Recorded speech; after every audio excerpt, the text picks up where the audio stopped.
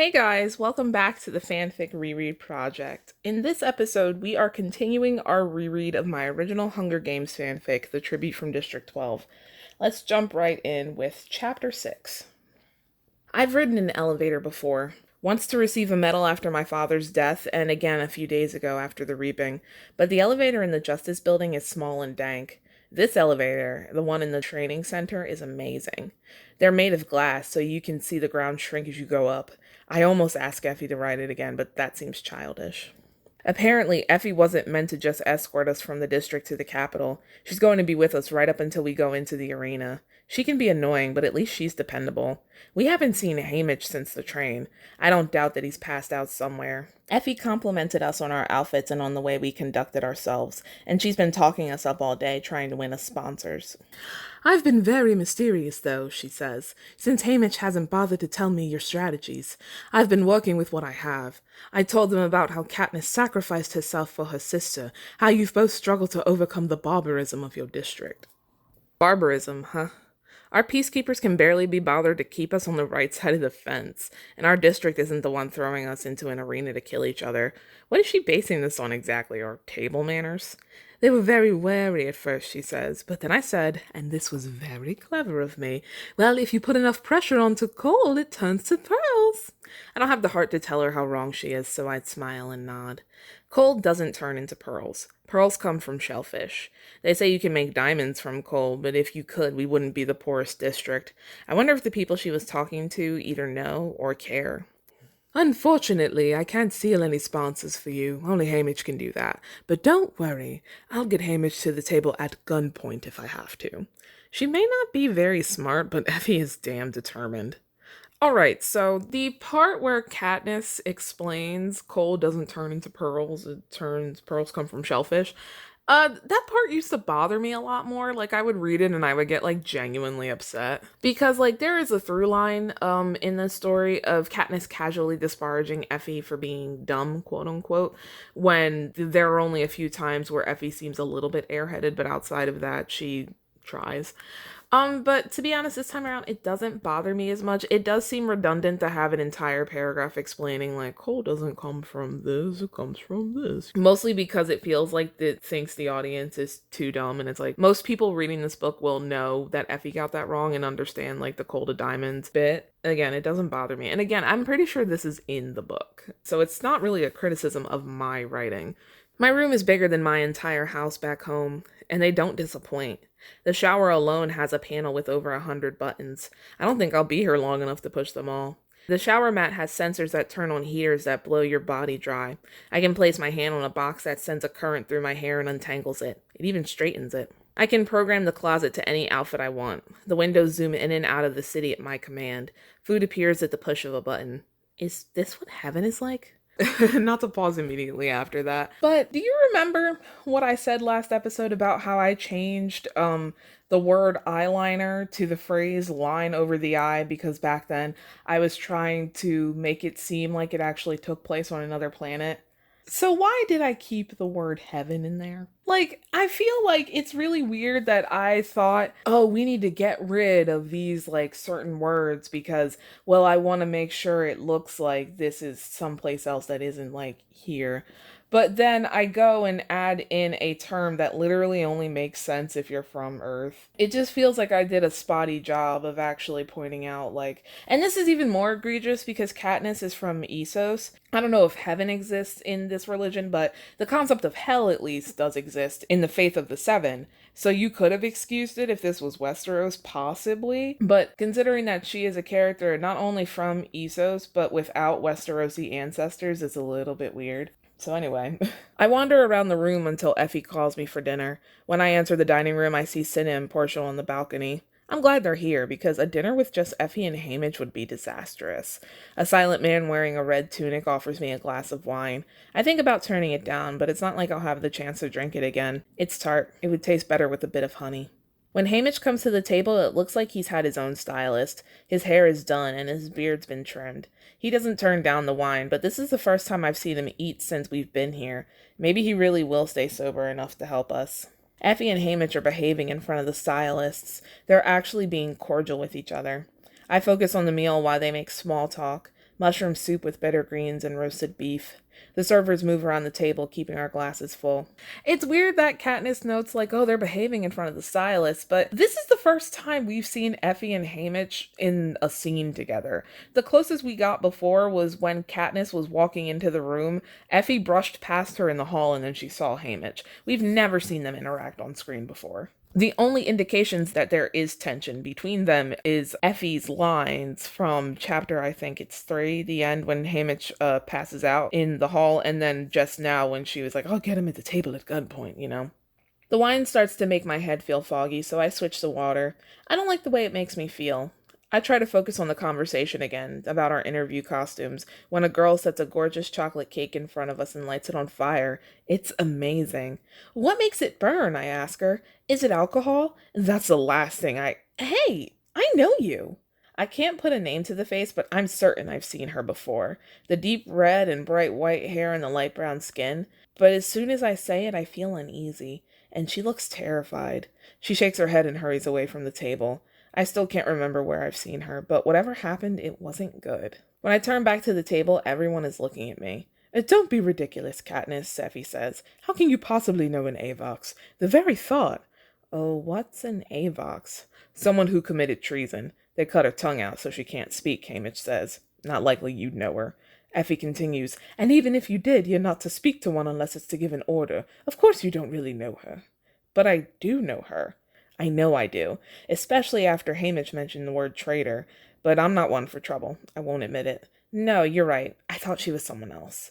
Peeta snaps his fingers.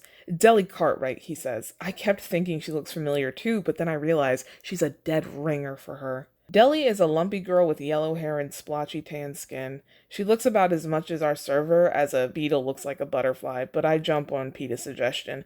Of course, they could almost be twins.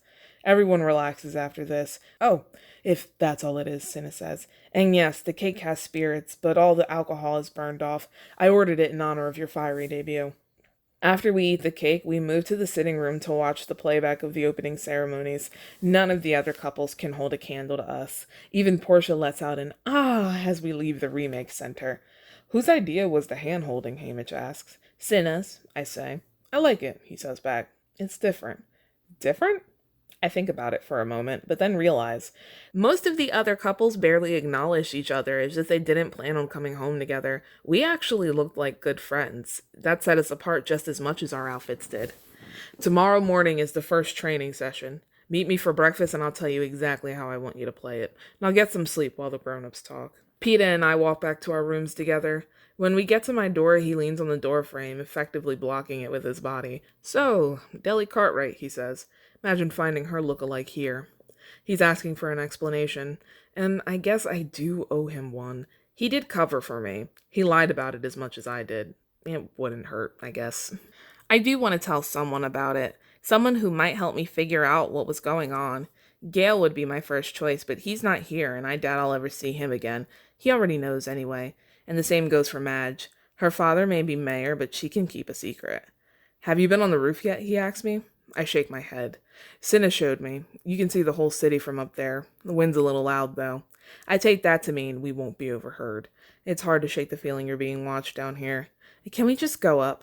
I follow him to a flight of stairs that lead to the roof. The view from up here is breathtaking. The lights twinkle like the stars. At home, we only get electricity for a few hours, if at all, but here there's no shortage, ever. If I was at home, we'd be thinking of sleep right now. When I look over the railing, I can see people on the street. They don't look like they're headed home at all. It dawns on me then. Why do they let us up here? Aren't they afraid that we jump right off the side? I ask Peeta this. I ask Cinna that too, he says. What did he say? You can't. But how can they stop you, I say. What do they do? Come out of the sky and grab you as you fall? He laughs. No, look. He reaches over the railing as if trying to touch something. There's a small flash and a zapping sound, and he jerks his hand back. Force field. Always worried about our safety, I say. I still wonder if we're supposed to be up here by ourselves at night. I've never seen any tributes on the roof before, but that doesn't mean they can't see us. You think they're taping us, I ask him. Maybe. I wouldn't be surprised. He spots an airship in the distance and starts waving at it sarcastically. He makes me laugh for the second time that night. Come see the garden, he says, grabbing my arm. On the other side, they've built a greenhouse filled with flowers and potted trees. There are ornaments hanging from the branches with tiny metal and glass discs that make a soft tinkling noise when they hit each other in the wind. Peeta turns and looks at me expectantly. Again, the idea that the word for wind chimes wouldn't exist. Like, maybe they might be called something else, but that name is pretty simplistic, so I'm not sure why that had to get cut out. We were hunting in the woods one day, I begin. You and your father, he asks. No, Gale. Suddenly, all the birds stopped singing, and then we saw her. I'm sure it was the same girl, and there was a boy with her. Their clothes were tattered. They had dark circles under their eyes from no sleep. They were running like their lives depended on it. The hovercraft came out of nowhere. One moment the sky was empty, and the next it was there. It didn't make a sound, but they saw it. A net dropped down on the girl and carried her up. They shot some sort of spear through the boy. It was attached to a cable, and they carried him up too. But I could tell he was already dead. I heard her scream once, the boy's name, I think, and then the hovercraft disappeared and the birds started singing again. Did they see you? Peeta asks. I don't know. We were hidden. But they had. Or at least she had. There was a moment before the hovercraft when she locked eyes with me and called out for help, but neither of us moved. It was too late by then. You're shaking, he says. He takes off his coat and wraps it around my shoulders. I start to step back, but then I accept it. He's just being nice again, that's all. My mind wanders to Gale, but then Peeta asks me a question, bringing me back. Oh, were they from here, he says. I reply, maybe? I think so. They look like they were, though I wonder how they'd gotten all the way out there. He asks, where do you think they were going? I don't know. There are other districts around ours, but if they were going there, they were going to end up dead even if they didn't get caught, and even the closest one is hundreds of miles away. They could have been headed east, but the only thing that way is the waste. I don't know why they would leave here, though, I say. They were traitors, supposedly, but it could only be against the capital. They had everything here. No reason to rebel. I'd leave here, he says. He looks around nervously. It might have been loud enough to hear. I'd go home now if they let me, but you have to admit, the food is prime. He saved himself. He just sounds like a scared tribute now. Your friend, Gale, is he the one who took your sister away at the reaping? Yes. Do you know him? I ask. No. I hear the girls talk about him a lot. I feel a little jealous, but I don't let it show. Did he come to say goodbye to you? Peeta continues. Of course, I say, as if it wouldn't make sense for him not to. It wouldn't, but Peeta probably wouldn't know that. Madge did too, I add. He just replies with a, We should go back inside, I say. It's getting late. This is getting awkward. I give him back his jacket when we get to my door. See you in the morning, then. See you, he says, and he heads for his own room. When I enter my room, the Avox girl is there, picking up my costume where I left it when I took my shower. Sorry, I say. I was supposed to get those back to Cinna. Can you take them to him? She gives me a small nod and leaves the room. I wanted to apologize for what happened at dinner, but there's more to it than that. I wanted to apologize for not helping her in the forest, for letting her get her tongue cut out, for not doing anything when I could have. Maybe she doesn't remember me, but I feel like she does. You don't forget the face of the person that was your last hope. And that's the end of that chapter. So that was fine. It wasn't bad. I don't have all that much to add outside of what we said. My only comment is that I'm not entirely sure where the Avox girl thing was supposed to lead. I know why it's there in the book, but in this story specifically, I'm not entirely sure what it's supposed to do. It's hard to talk about this now because I don't want to spoil anything, especially because we have to read another version of this, but it won't be for a while, so I might spoil some stuff anyway. But considering what I may or may not have been planning by having a new president, it makes even less sense that this is still in here. But yeah, I feel like some of the stuff that's in here, some of it I know for sure is like this, but this might be like this too. I added it in because at the time, like, I was following along with the book and it's the only guideline I had. I didn't have like an outline or anything. I just wanted to get everything down at the time, and then maybe I would go back and edit things after I was done. Like I mentioned, I did this for NaNoWriMo, so it was more about making your daily word count than making sure the story kind of made sense, at least for me anyway. But this and some other stuff, I wonder if maybe that stuff should have been cut out instead, like maybe just to make an executive decision to kind of edit it on the spot. But it's there. It helps that the story isn't finished and didn't have sequels, so I don't know what was supposed to happen afterward. Alright, let's move on to Chapter 7. I have to force myself out of bed this morning. My dreams have left me exhausted, unmotivated. I don't even feel fully awake until I burn myself in the shower. The welts on my arms still glower at me when I get out. An outfit's been left for me on my closet door, a red long-sleeve shirt and black pants. There are simple black leather boots on the floor beneath it. I like it. It reminds me of my hunting clothes. After I get dressed, I put my hair in its usual braid and go out to the dining room. It's empty when I arrive, save for a table, food, and an A-box. Can I serve myself, I ask? He nods. I take a plate and pile it with food. Fried eggs and fruit slices, fluffy warm bread with butter and jelly, and hot chocolate and milk. I gorge myself while I watch the sunrise. The hot chocolate and milk seems like a bad idea. Like, I don't know how much dairy Katniss A eats in District 12 and B could afford anyway, but that seems like a bad idea to do right before you do a lot of action. But anyway. Haymitch and Peeta arrive soon after. Peeta has on the same exact outfit as I do. I understand us having matching costumes for the opening ceremonies, but isn't this a bit much? I mean, we don't have to do everything together. Will he be wearing the same dress as me for the interviews? Of course, I have to do whatever the stylists say, though. Cinna must have his reasons. When Haymitch finishes his food, he turns to us and gets right down to business. First things first. If you like, I can coach you two separately. Why would you coach us separately, I ask. One of you might have a special skill you don't want the other to know about. I don't have any special skills, Peeta says, and I already know yours. I've eaten enough of your squirrels. I didn't know Peeta had had those squirrels before. I always thought the baker ate them on his own, partially because the wealthier families usually eat more expensive meat like beef, and partially because his wife probably wouldn't like it. You can coach us together, I say. Peeta nods. All right, so let's pause there. So this story, and actually this ties right into the last comment that I made. So I took all of that time to establish the double victor rule and the fact that there is a way for more than one person to come home. To be honest, I don't know why that's in this story in particular, but that's besides the point right now. But it's weird that then Haymitch is like, okay, so I can coach you two separately. Now, I can see a version of the story where this is foreshadowing, but I can't back that up at all. So I don't know. But it is weird that in a world where the double victor rule, and again, even though it's only been permanent for a few years, it's been in and out of use for a while, I think, for like at least 25, I think she said. So it's weird that like when that is in effect, people are still like, we can coach you separately and all this stuff. Like, why would you not want to bring, I don't get it. Again, these are things like that was in the book, and feels like one of those things that was in the book that I shouldn't have carried over, but I don't know. All right then, Haymitch says, now give me some idea of what you can do. Peeta shrugs. Well, I can't do anything unless you count baking. Sorry, I don't. Haymitch turns to me.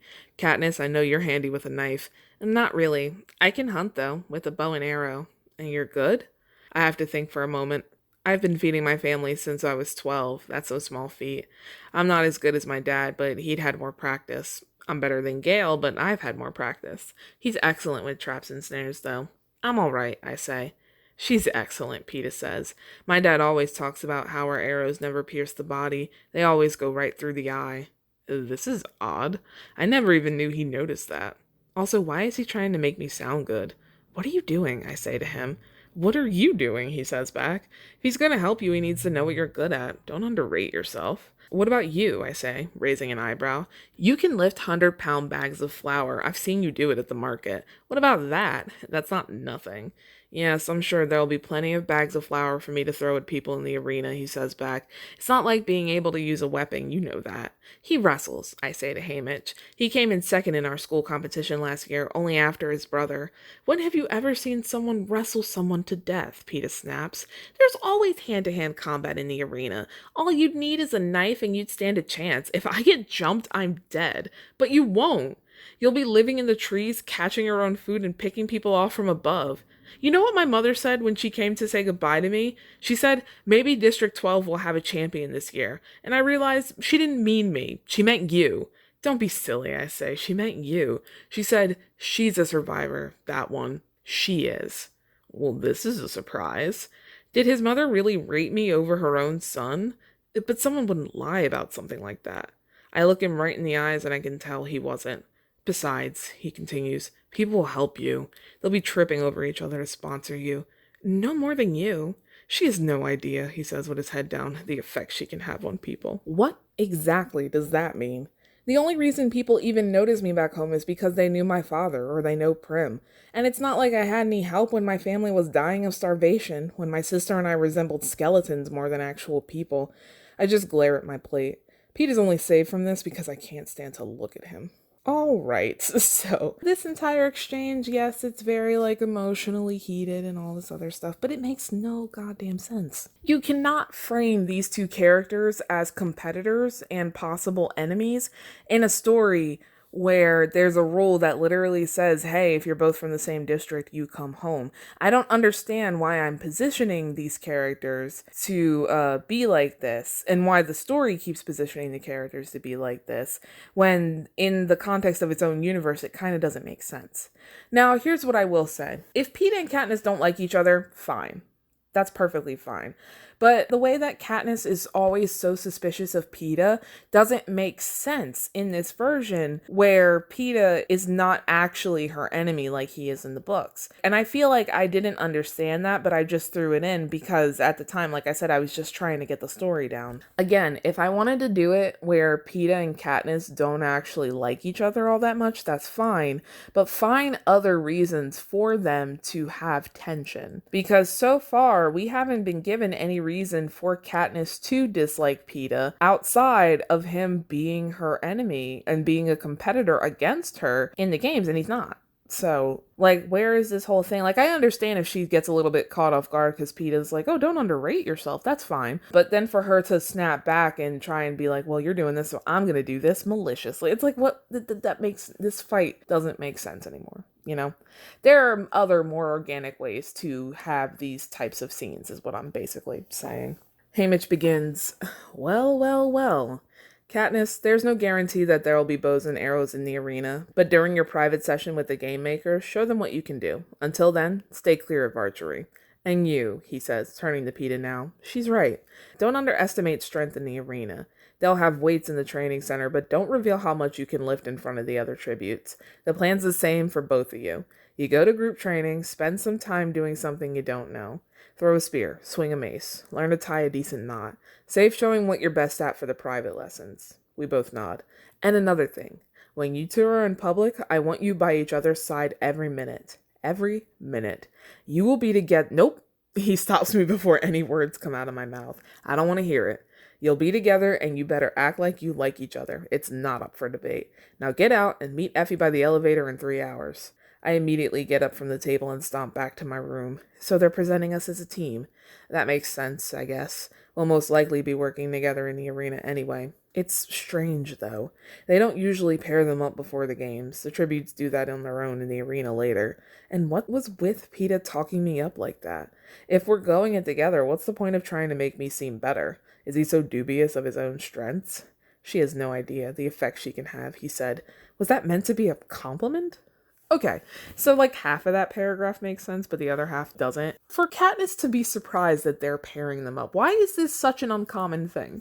I don't get it. Again, if you are in a position where you can get both of your tributes to come back, why not train them with the assumption that that is what you're going to do until someone says something different? I don't get why this is being treated like, oh, we still train them individually even though the rules have changed. It's especially mind-boggling when you're dealing with people from a district like District 12, where them two working together is probably the only chance they have at coming home together. Also because of the fact that in Districts 1 and 2, they view the games differently than kids from the other districts do. So yeah, them kind of competing against each other still makes sense. But if you're from a district where the games are seen as a death sentence instead of it being an honor, then why would you not try to work together and get back? It's just very strange. Now, that said, the line where Katniss says, and if we're going it together, what's the point of trying to make me seem better? Now, that does kind of make sense. Katniss being confused that Peeta is talking her up, even though they're supposed to be a team, that completely makes sense. And that's something that I think the audience might be wondering at the time. So that's not weird. But acting like them being a team is such a strange idea.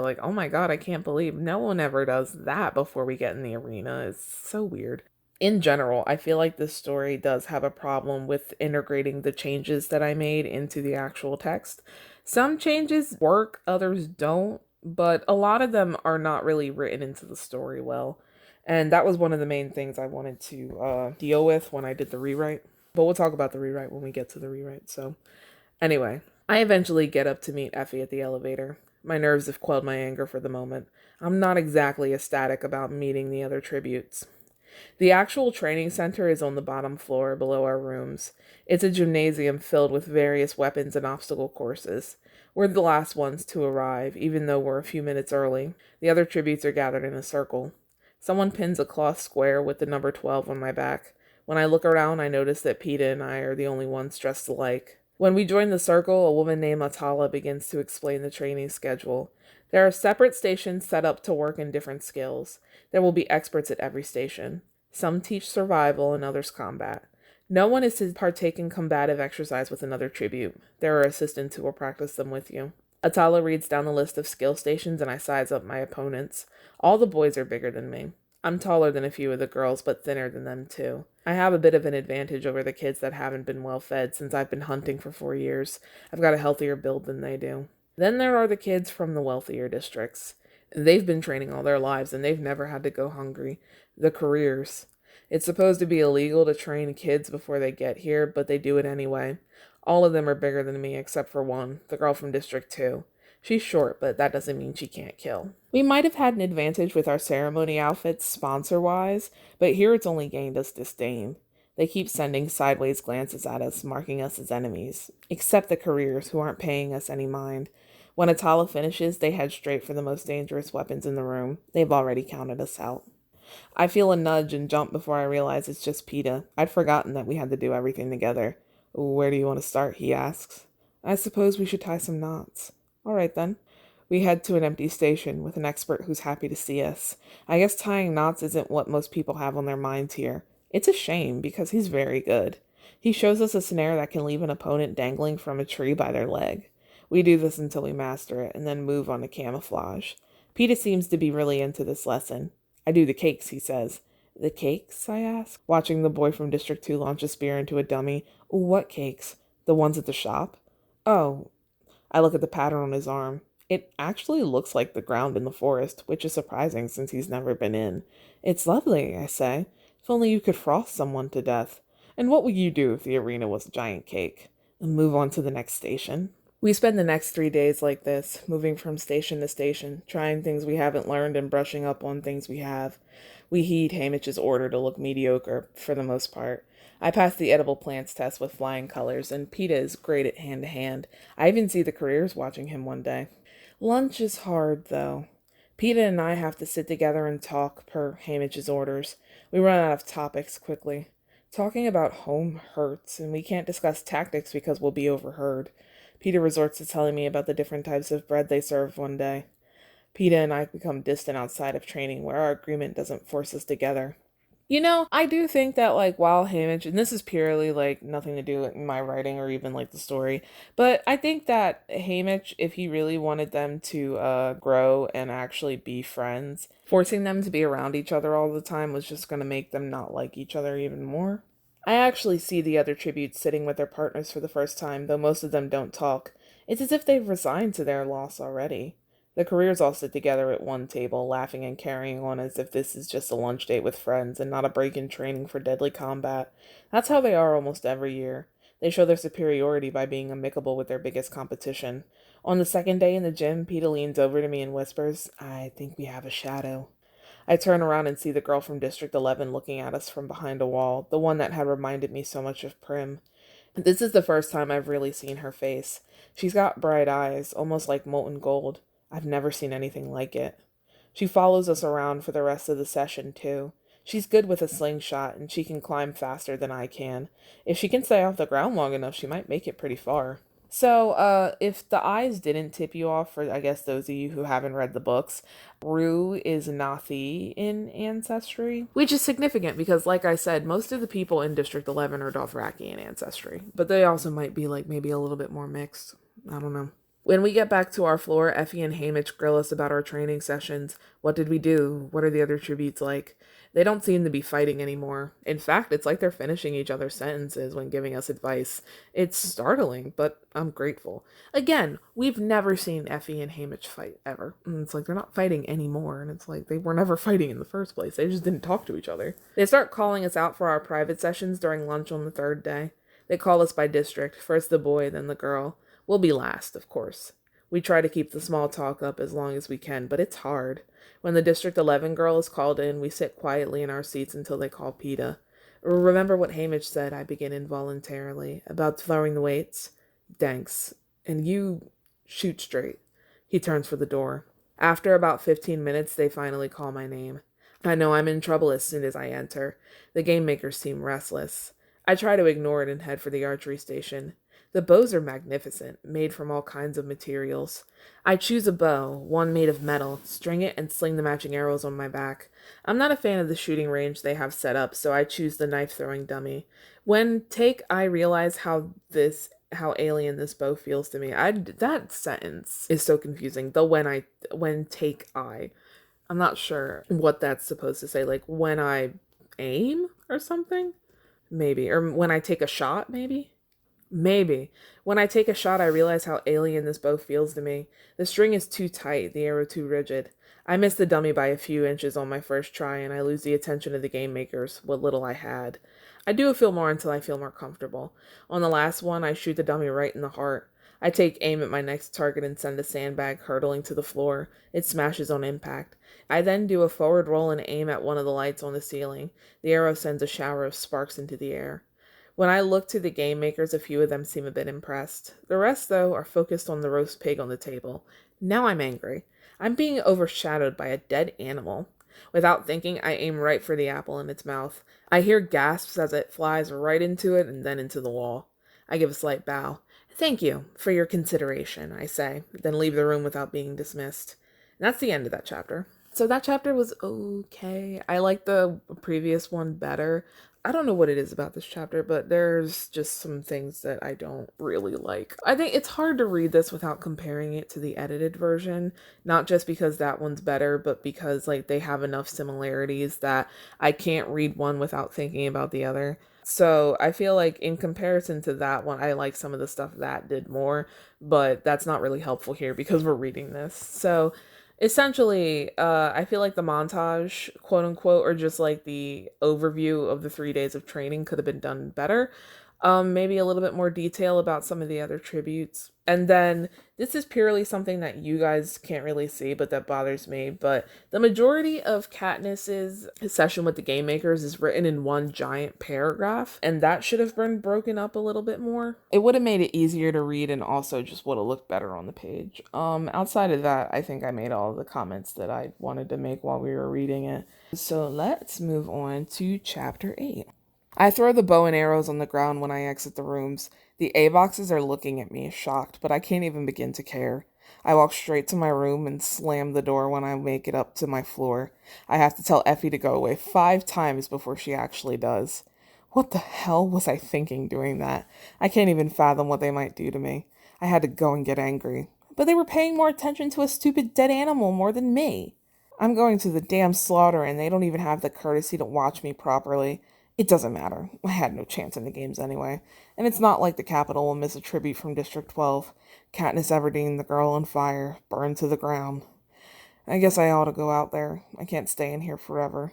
Eventually, I get off the bed and change out of my training clothes. I can't stand to look at them right now. They're all eating when I enter the room.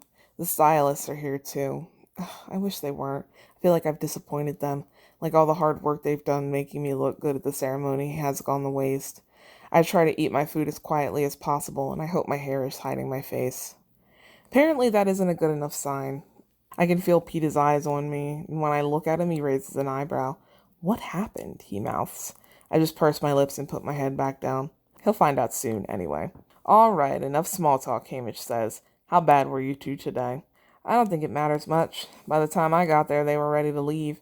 I just threw some heavy things around until they told me I could go. Peeta sounds disgruntled, too. It makes me feel better. At least it wasn't just me. Hamish turns to me. What about you, sweetheart? Maybe I'm still upset, but I don't like him calling me sweetheart. Either way, I ought to tell them. I shot an arrow at the game makers. The looks on their faces confirm my worst fears. Sidna and Portia just look at each other. Effie seems frozen, and she has to make an effort to actually say something. Katniss, I can't. You did what? Well, I didn't shoot it at any one of them. They weren't paying attention to me, so I shot the apple out of their roasted pig's mouth. Portia leans toward me. Did they say anything? No. Well, I don't know. I left after that. She widens her eyes. Without being dismissed? I dismiss myself. Oh, Katniss, that's all Effie can say. What will they do to me, I ask. Kill me, torture my family, make me an Avox? I'm prepared for the worst. Nothing probably, Hamish says. What? What do you mean? He doesn't seem to be as worried about this as everyone else. Well, look, the Game Makers sessions are private. For them to get the officials in on it, they'd have to tell what happened, and it'd be a pain for them to replace you now. Too much effort. More than anything, they'll probably just make your life a living hell in the games. Well, they've already promised to do that, Peeta says. Very true. Somehow this makes me feel better. What were their faces like, he says. Ridiculous, really. One of them even fell over. Everyone starts laughing, except Effie, even though I can see she wants to. Well, it serves them right. It's their job to pay attention to you, and just because you're from District 12 doesn't mean they can ignore you. Then she looks around as if someone might be watching her, and that's what I believe, anyway. They'll give me a low score. No one pays attention to the low scores, though. The audience might think you're hiding your talent behind a low number. People have used that strategy before, Cinna says. Whatever you get, it'll be better than the 4 I'll probably get. I mean, how impressive is watching someone throw around a big ball? I almost dropped one on my foot. Later, we move to the sitting room to hear the scores. They show a picture of the tribute and show the number next to them. The careers all score between 8 and 10, as usual. Rue got herself a 7, surprisingly. It seems that she really will stand a chance. Then it comes to us. Peeta nabbed an 8, so it seems that some of the judges were paying attention to him. Then it comes to me. I brace myself for the impossibly low score I'll probably get, but it doesn't come. Instead, it's an 11. An 11! Effie gasps, and everyone starts hugging me and patting me on the back. An 11, I can't believe it. I guess they liked your attitude, Hamish says. You did give him a show. And just wait until you see your dress for the interviews tomorrow, Cinna says. More fire? Of a sort. He smiles. Maybe we'd stand a chance, too. When I wake up the next day, I lay there for a while. It would be a day off at home today. I wonder if Gale is in the forest yet.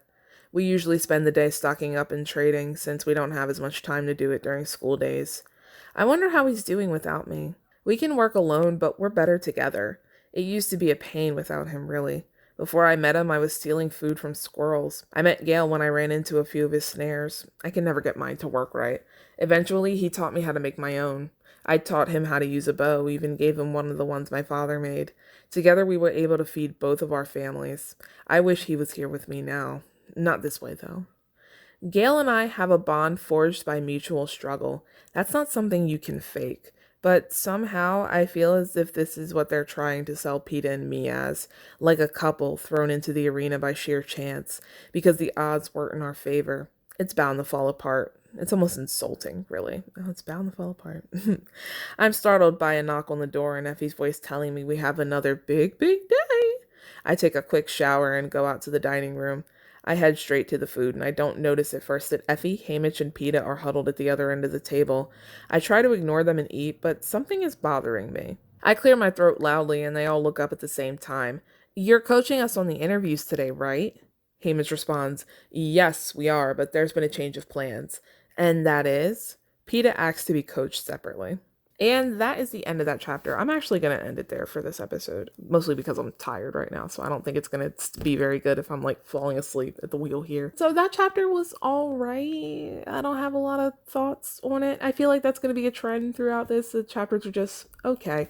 Which, to be honest, I'd rather chapters that are just okay than chapters that I actively dislike, honestly. To be honest, though, I feel like the end part where it's like Peeta asks to be coached separately would have been a bigger shock if we had never introduced the concept of being coached separately. If I had integrated the team stuff into the story more solidly and been like, okay, they're always presented as a team, and then all of a sudden it's like Peeta asks to be coached separately, and it's like, whoa, what? You can do that? You know? I think that would actually like send more shockwaves through the story, but it is what it is. So next episode, we will pick up with, I think it's at chapter 9. Yes, chapter 9. So I will see you for that. If you like this video, like it on the YouTubes, subscribe to my channel, watch other